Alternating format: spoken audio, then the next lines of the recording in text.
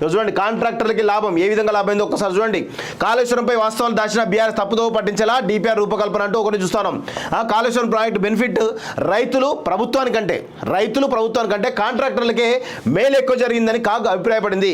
అనేక కోణాల్లో విశ్లేషించిన కాగ్ అసెంబ్లీకి సమర్పించిన 260 పేజీల రిపోర్టులో అప్పటి రాష్ట్ర ప్రభుత్వం తీరు, ప్రాజెక్ట్ డిజైన్, ప్లానింగ్ మొదలు ఎగ్జిక్యూషన్ వరకు చోటు చేసుకున్న లోపాలు బట్టబయలు చేసింది.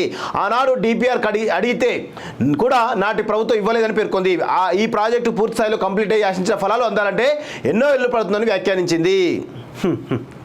ఎంత అంటే కాంట్రాక్టర్లు చూడండి, ఒక బిహెచ్ఎల్ నుంచి 1689 కోట్లు వాస్తవ ధరతో కొంటే దాన్ని ఆ మోటార్లు ఏవైతే ఉన్నాయో ఆ మోటార్లకు సంబంధించి 1689 కోట్లు ఖర్చు అయితే దానికి సంబంధించి 7212 కోట్లకు ఆ కాంట్రాక్టర్లు కొన్నట్లుగా తేలిందట. అంటే ఎంత చూడండి, 6000 కోట్ల రూపాయల వ్యత్యాసం ఉన్నది.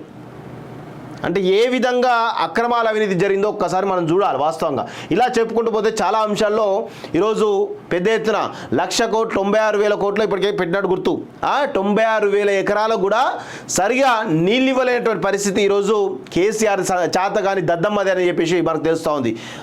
కాళేశ్వరం పేరిట పెద్ద పెద్ద మోటార్లు బిగించేసి పెద్ద సొరంగాలు తవ్వేసి అదొక టూరిస్ట్ స్పాట్ చేసింది తప్ప దాని ద్వారా ప్రజలకు, రైతులకు ముఖ్యంగా ఎలాంటి ప్రయోజనం లేదు అనేది స్పష్టంగా మనకైతే అర్థమవుతా ఉంది.